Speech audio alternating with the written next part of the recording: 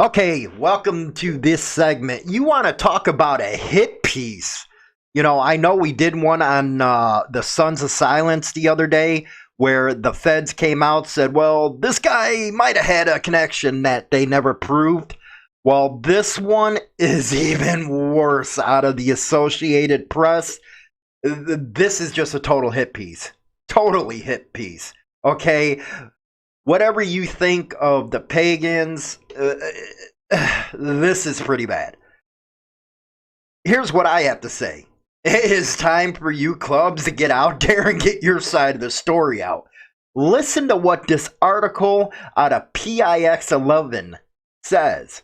Investigators, violent biker gang growing at an alarming rate in New Jersey. Again, this is by the Associated Press.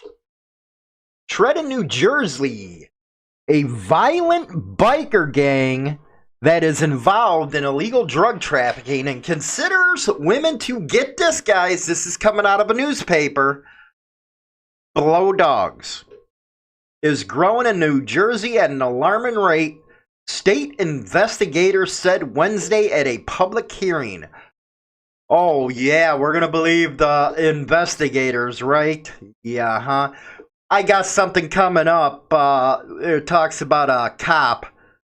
These cops, they're all squeaky clean, right? Yeah, 19 years on a department. He was caught sexually assaulting these people for those 19 years. But anyway, Pagans Motorcycle Club, or the Pagans, which now has about 300 members statewide and roughly 900 countrywide, has grown from 10 to at least 17 chapters in New Jersey since 2016 and is aiming to become dominant along the East Coast, according to testimony from the State Commission on Investigation. Well, how do they know? Come on. Really? How do they know? They're just putting stuff out there to stick.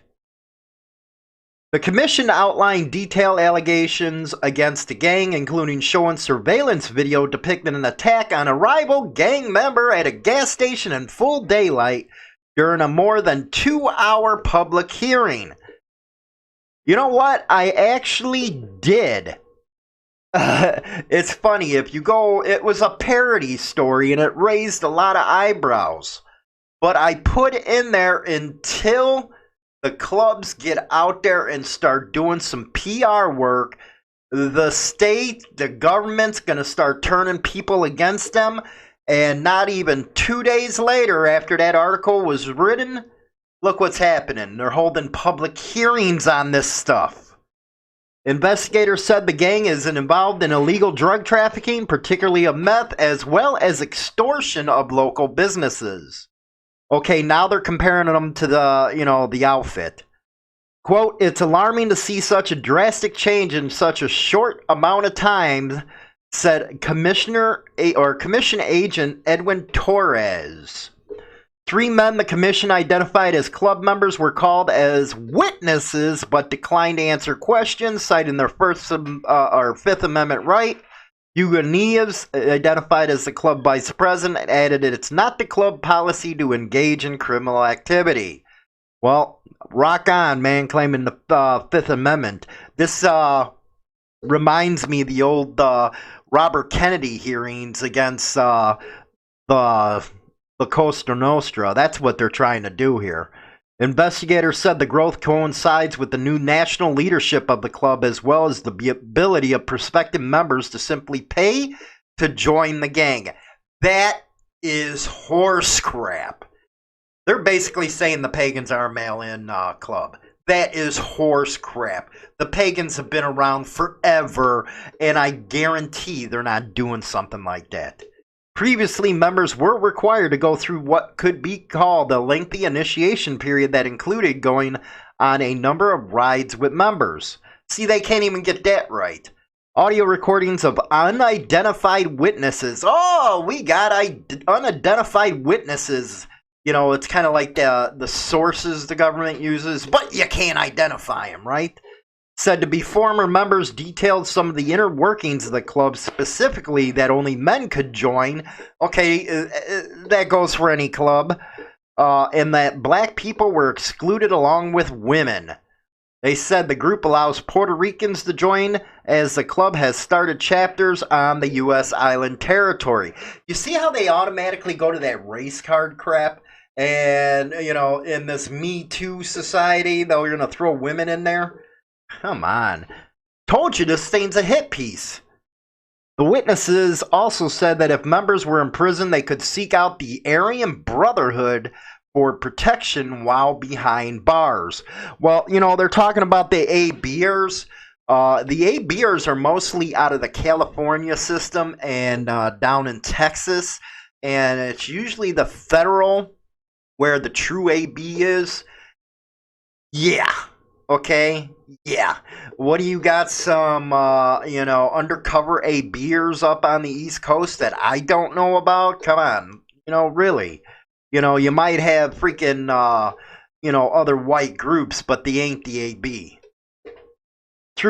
Though excluded, women do play a role carrying information and sometimes drugs for their organization, according to investigators. Investigators said they obtained a copy of the group's bylaws, which included a hierarchy chart. At the top were brothers, then members, cut off jackets with patches, then their motorcycles, followed by their dogs. Last on the list was women. Asked by Commission Counsel Marian Galida whether women had a place in the hierarchy, an analyst answered in the affirmative. Women are below dogs, Commission Analyst Nicole McCann said. Uh-oh, we have a woman out there talking about it. You know what? You probably only wish you can get a property patch, you broad. At events, women sometimes wear patches that indicate they are property of a particular member, the investigator said. The group has traditionally been concentrated in southern New Jersey, but is expanding north with chapters in Elizabeth and Union County, as well as Bergen County, not far from New York City. The Commission on Investigation is a quasi-law enforcement agency. Here it is, the quasi-law enforcement agency that was established in 1968 with the aim of investigating organized crime. It also conducts other investigations, publishes reports, and refers finding to police and prosecutor. I don't care if you like 1%er clubs or not. You cannot sit there with a straight face and say that this article is not a complete hit job. And you cannot sit there and say you're not disturbed with a commission coming out and trying to treat, well, this club anyway, as organized crime. That is the first step. I wrote it in that parody article. It was basically the article where it was titled Government Issues Orders to Go After All 1% Club Leaders or something like that.